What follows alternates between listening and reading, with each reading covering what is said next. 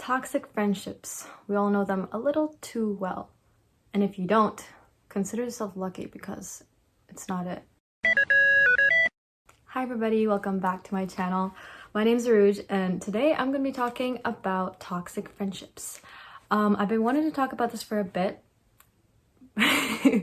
because life's been a little interesting. So I don't want to get too deep into anything, but I've had a lot of friendships in my life, but not a lot of close ones, and I only have a few who I really trust. And there was a friend that I thought I did kind of trust, but over time I started noticing things which I didn't actually see in my other friendships with my other friends. So I felt like maybe something was wrong, maybe it wasn't, I wasn't sure. So I'm gonna talk to you guys about some signs about what a toxic friendship looks like and how you guys can recognize them, and talking more about that basically. So let's jump right into it. So the first thing that I noticed was that I was walking on eggshells whenever I would talk to them. I felt like I always had to be careful with the words I said or how I approached something because I was scared of how they would react. And that's kind of a bad thing because you can't really be fully honest or yourself if you're always wondering how the other person's gonna react, if they're gonna get mad, upset, or scream at you or anything. Yeah, that's not healthy at all. You should be able to speak your mind, obviously in a nice way. Don't be the toxic one either, but they should be able to at least listen and have a conversation instead of just blowing up or ignoring you right off the bat. So that was one of the first things. The next thing I have written down, by the way, I wrote this on a what is this? I forgot what this is called. A sticky pad. Oh my god. I wrote this on a sticky pad because I had it on my phone, but I'm using my phone to record right now. So anyways, they talk about themselves and they never ask how you are. So basically, you know those friends that just kind of talk about themselves and their lives and how things are going for them, or they start a conversation by basically mentioning something that's happened to them. That's somewhat fine, but if it's all the time and they never say, hi, how are you, ask how you are, what's up with your life, what's something interesting, so it doesn't have to be interesting, anything that's up in your life, right? What's going on with your life. If they ask this question, that means that they're curious and they actually want to, ask how you are, get to know you and care about you in that sense. But if they're talking about themselves a lot, it's kind of giving a little bit narcissist, just a tiny bit, just because, again, you can talk about yourself and your life, no problem. But if that's the only thing you're doing when you're meeting up with your friend, you're just talking about yourself all the time, something's up. Now, a thing I noticed was that I felt like I was kind of holding back maybe what I was sharing with my friendship. And that's another thing, which was I felt like my friend wasn't really that happy for me, or whenever I would tell them something, they would give me a reaction I was really feeling weird about. And that's what kind of stopped me from talking about my life as much. So in a friendship, if one person's not putting the effort in to share about their life, then the other person's obviously gonna, keep talking about theirs. But if they don't bother to ask back, then there's something wrong. Just, yeah, be careful about that. Sometimes you don't even notice it too, because, you're just chatting with a friend, getting to know. If they're not like a close friend, then it's fine. But if they're like a close friend and they don't even know anything that's going on in your life. Now, another thing is, it's more in general with anybody, but if they're negative and if they complain all the time. Now, sometimes I'm negative and I complain, but I try not to share it with others because it puts a bad image of yourself out there. Plus, it's all you think about and all you become to someone. So when someone else is being negative towards you, whenever you say something and they give a negative perspective all the time, like they're always never looking at the positive of something, never trying to help, they're always looking at the negatives, that's a bad thing. And if they complain all the time, then you're just going to become a complainer too, or you'll feel demotivated or exhausted, because if they're complaining about their life, you'll either feel the need to empathize with them, make them feel better all the time, which again, you can do sometimes if it's sometimes, but if it's all the time and they're complaining all the time, sometimes you start to develop the same habits. You start complaining, you start agreeing with them, and it's not a good thing. And I keep saying that it's either a bad thing, not a good thing, which is the same thing. But yeah, so that's just, again, qualities when you're looking at someone. But that's also, it's not, again, sometimes life happens, sometimes you want to share something, that's fine. But if it's all the time and you're the only person that they keep telling this stuff to, just to complain or talk negative about something, and that's all they do, come on, come on, come on. Okay, next thing on my list is if they're hot and cold, which means that I wrote, don't know which one I'll get. Basically, I don't know which version of my friend I'm gonna get. I don't know if they're gonna be happy when I say something, mad when I say something, sad when I say something, upset. I don't know which version I'll get, basically. Like if I go meet them, I don't know if they'll be the nice person that I was talking to before, or if they're all of a sudden they just snapped and say something back and rude, and you were like, wait, this isn't you, this is not normal. And then I also wrote, or I let things slide because they've done good things for me. Now that is toxic. I'm like a teacher here right now. That is toxic. And that is toxic because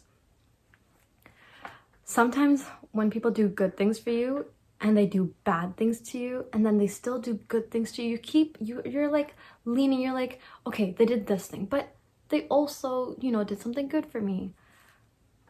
You're giving a reason.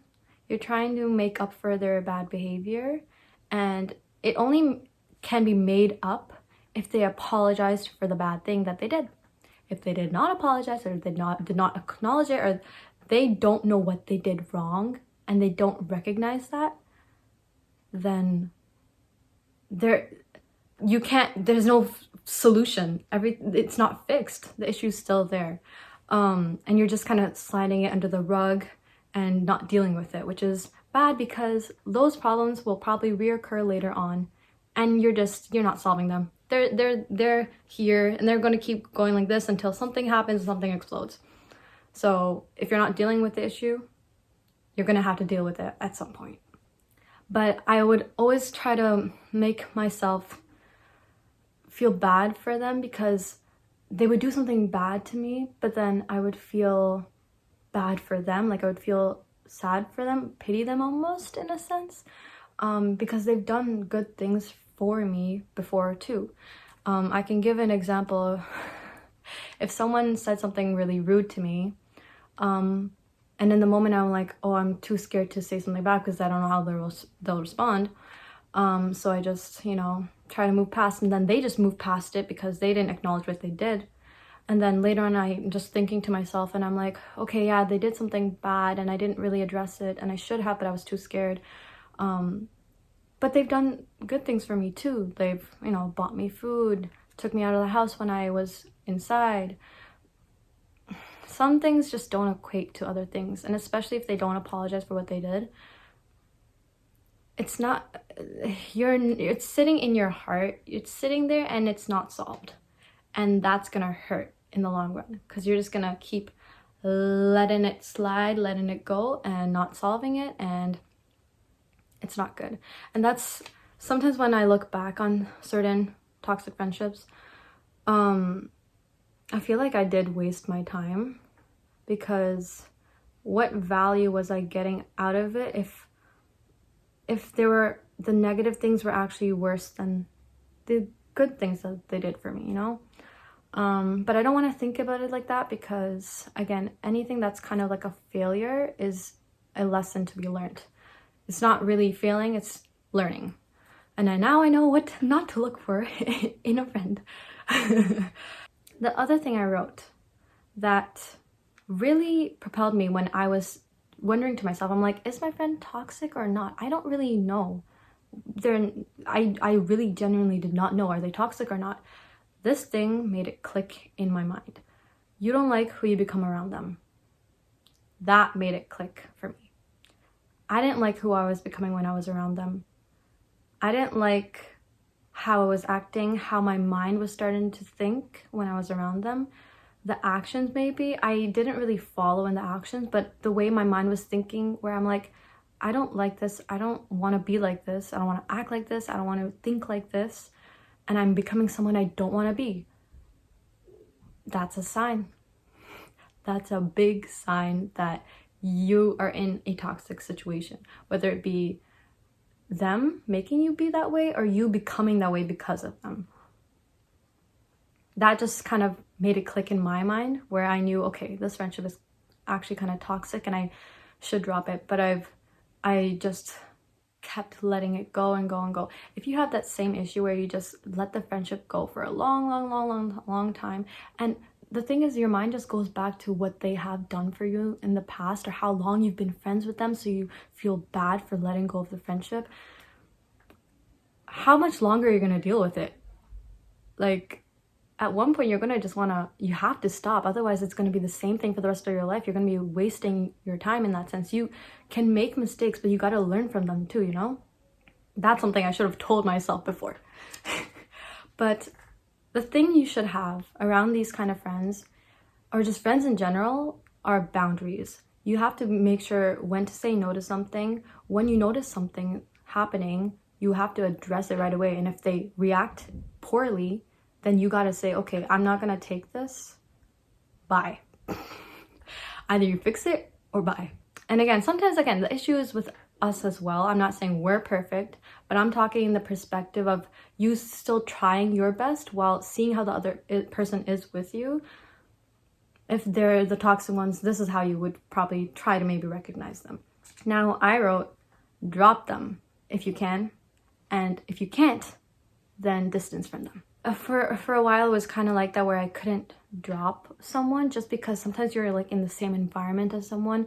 You can't really leave them without it being really weird or awkward. So you got to just try to distance yourself from them as much as you can. Stop spending time with them, making excuses almost, but like, if that's the polite way of doing things. But if you can, just be straightforward, be honest. If they don't respond the way that they should, or the way that you want them to, then you drop them. Simple as that. Because carrying on to a friendship for that long, it really does affect you. I wrote it down here too, but they say that you're like the closest 5 people that you have in your life. And if your friend is one of those closest 5 people, then eventually you're gonna kind of be like them in some way, whether it be the way you think, the way you act, the words you say. It literally affects you. So you got to be careful with who you spend your time with, because it's important to have friends. It's really important to have friends and connections.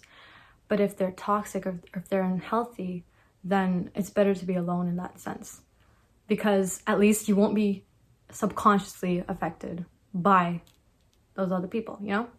So that's basically what I wanted to talk about in this video. I think I got a lot of my points across. Piece of advice would be, don't be too hard on yourself. Don't pity your friend. You don't want to be with someone if you gotta pity them, and you wouldn't want your friend to be with you just because they pity you, right? So do what's in the best interest of both parties, and especially yourself, because sometimes some people don't take care of themselves as much as they should. Sometimes they stay in friendships for longer than they should. Sometimes they stay in relationships just for the sake that they don't know anything better, or they don't have anyone, or they don't know anything new. They can't start over. You can start over. It's okay. It will piss you off for a bit.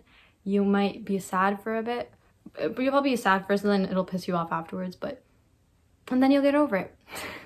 But hopefully, you got to go through life, and you can't really try to avoid it. So make the hard decisions, because they'll impact you for the better and impact your future for the better as well. But yeah, that was all I wanted to talk about in this video. Thank you guys so much for watching. If you guys enjoyed it or have anything you want to let me know, tell me down below in the comments. and I will catch you guys in the next one then. Okay. No more toxic friendships. Promise yourself that. Okay, I'm out. This is really cringe. I'm out. Okay, bye.